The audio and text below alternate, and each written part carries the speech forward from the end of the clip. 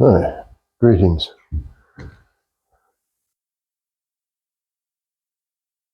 What, Gandalf? Gandalf wants to, oh yeah, see? Gandalf wants to show you how I build slot car tracks. It says building slot car tracks.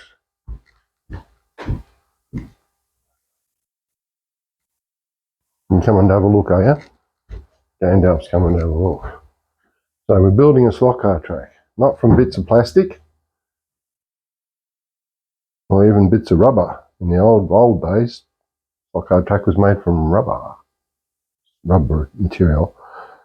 So what we have here is a 2.4 by 1.2 metre standard piece of 9mm MDF. Actually, it's not standard, it's substandard. It cost me 20 bucks. There was a packing sheet. You can see some damage along the edge there if you have a look closely.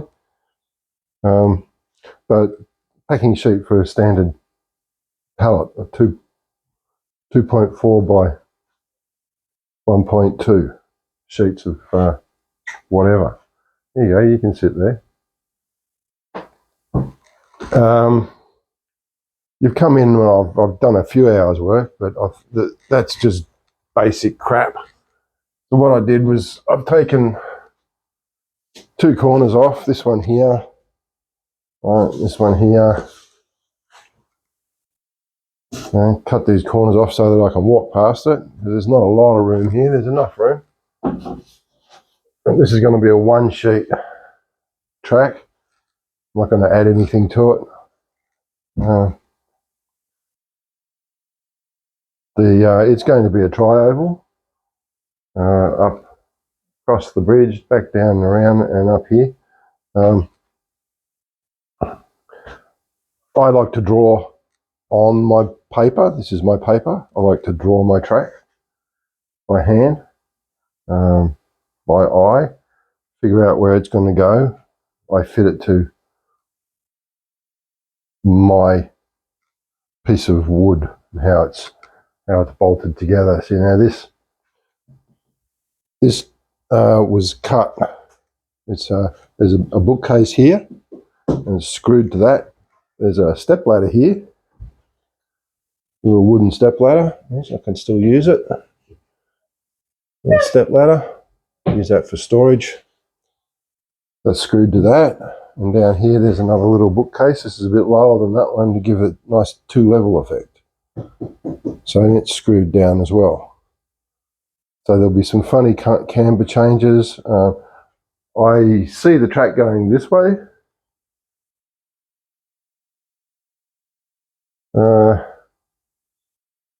Not by choice, but generally most tracks have one way, and that's got a nice jump coming off there. So we'll see. Maybe it might be better this way. Who knows? Powering and sliding up the hill. In here, this is going to be a desert scene. In here, this was cut. All this was cut using Dremel Trio with a cutting saw.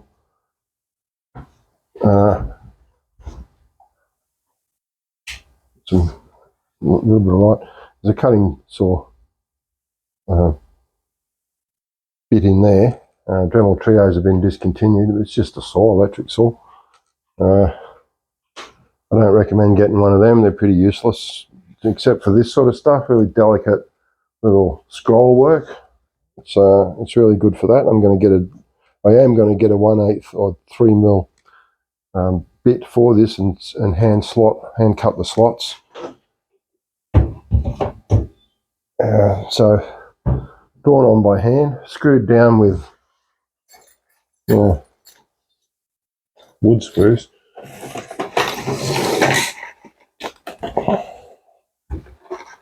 Wood screws.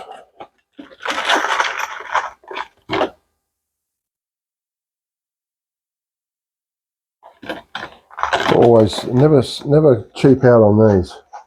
Buy the most expensive ones you can.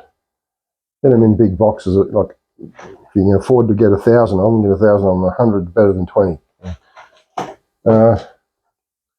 Using this to draw it. So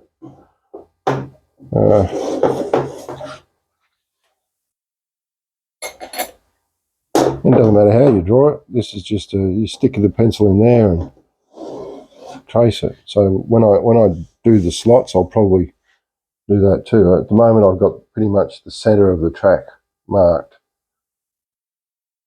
all the way around, except up there. Here's not really the center. The center's here. This is for whatever, landscaping or whatever. Holding the bridge up is just a dowel, a big thick dowel. You see that? Screwed in place.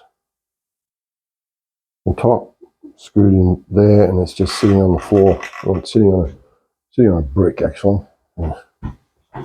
Can't really see it, but it's sitting on a half a brick because it was a bit low when I cut it. All of this. See there's a bookcase there. At the point where this is loose. So now somehow I'm going to attach this to this, and or something underneath. I build by stress. I stress what I'm building and screw it in place. So push it down, stress it to its maximum, screw it in place, and then it holds itself in place. There's no support structure as such. It's just holds itself up. It sits on stuff like this and holds itself together. See, this is already, you probably can't see that.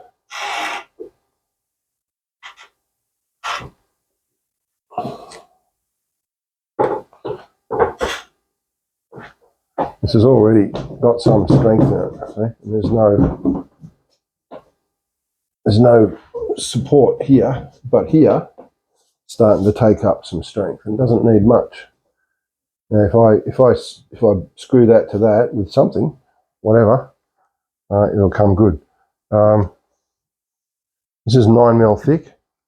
9mm is easy to work with because it's bendy. 9mm MDF.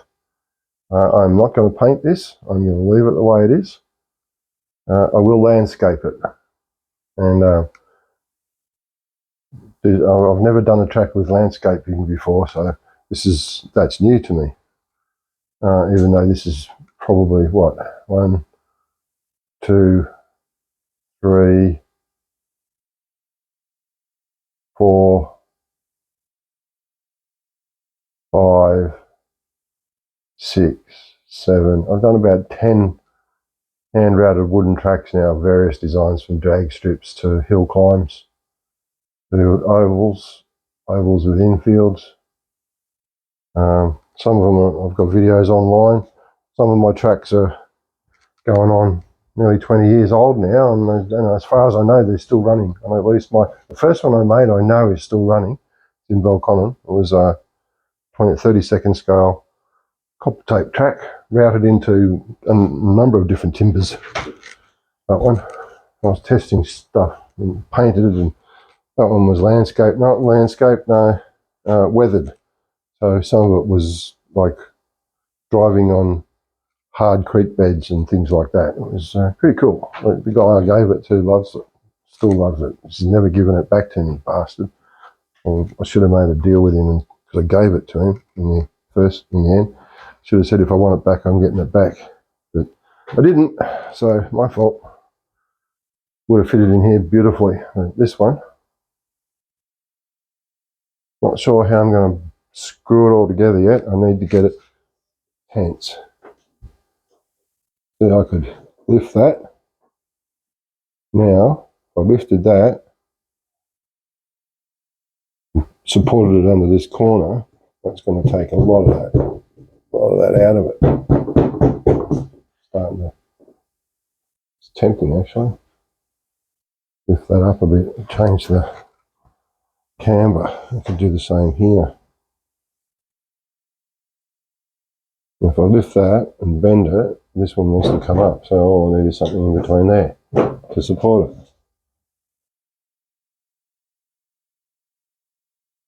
And strength comes from stress.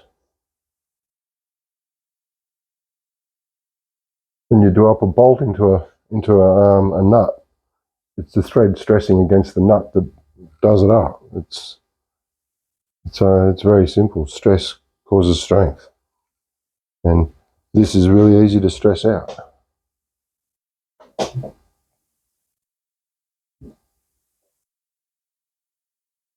We'll come back. That'll do for now.